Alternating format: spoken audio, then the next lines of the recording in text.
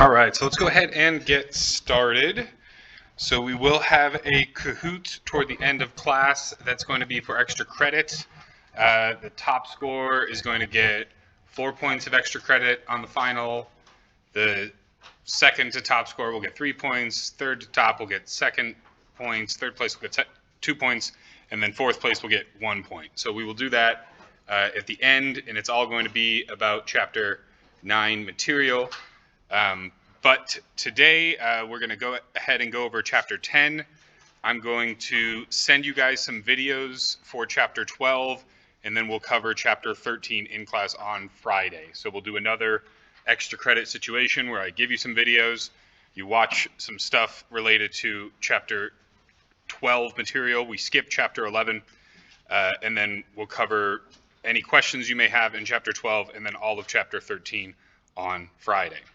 So before we do that, though, let's talk about hypothesis testing. So Chapter 10 is all about one sample tests for the hypothesis. And in order to do a test for the hypothesis, we have to actually have a hypothesis, right? And what is a hypothesis? How do we define a hypothesis in statistics? It is a statement about a population parameter. Remember, that's always what we're trying to figure out, right? The population parameter. We're using the information from the sample to make inferences about the population parameter through the central limit theorem, right?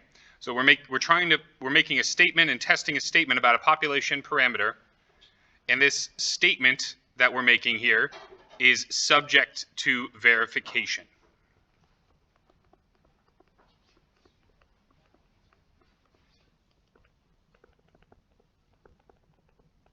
So the statement that we're making is not a fact, it's also not an opinion, but it is a conjecture that we are trying to prove or disprove.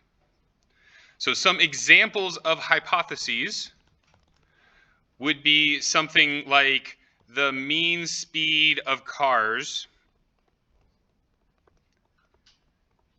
driving through the Chadron State Forest is 68 miles per hour.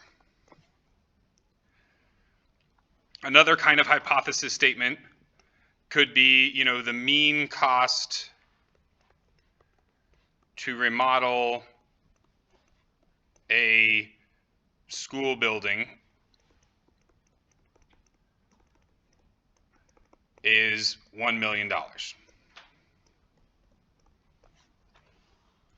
So these are examples of statements that we might want to test. So the objective of hypothesis testing is to verify the veracity or the validity of some statement about a population parameter. So this whole situation of hypothesis testing, it's a procedure that we have to determine if the hypothesis is a reasonable statement. So hypothesis testing is trying to figure out, is this a reasonable statement?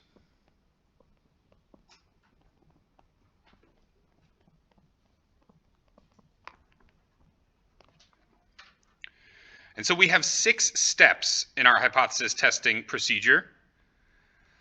The first step is for us to state our null and alternative hypotheses. We're going to define those in a second. The second step is to figure out how sure we want to be. So we learned all about levels of significance and confidence intervals in Chapter 9. We learned how to interpret those confidence intervals that we build, right? That in 95% of the samples, we can expect the sample mean to be within this interval, this 95% confidence interval. It is not saying that 95% of the thing has the mean, right? So it's talking about the samples and how accurate the samples are, how many of those samples are going to have the true population mean there. So when we're doing hypothesis testing, we have to figure out levels of significance, and the higher levels of significance are going to be more difficult tests. It's going to be a higher burden for the t-test to overcome a higher critical value. So then step 3 is going to be to identify the test statistic. So we're going to identify the test statistic. We're going to calculate it given the information. And then we're going to formulate a decision rule. We're not going to, so this is identifying the test statistic. We're not going to calculate yet. Then we're going to formulate a decision rule, which is figuring out our critical value. And if it exceeds our critical value, then we can reject the null hypothesis, right? We never really accept hypotheses when we're doing hypothesis testing. The 5th step is we're going to go ahead and take a sample, find some data, and then actually calculate this test statistic, and then use this decision rule that we formulated before, and then we're going to either reject the null hypothesis or fail to reject the null hypothesis. So we're going to talk about each one of these steps in greater detail in a second.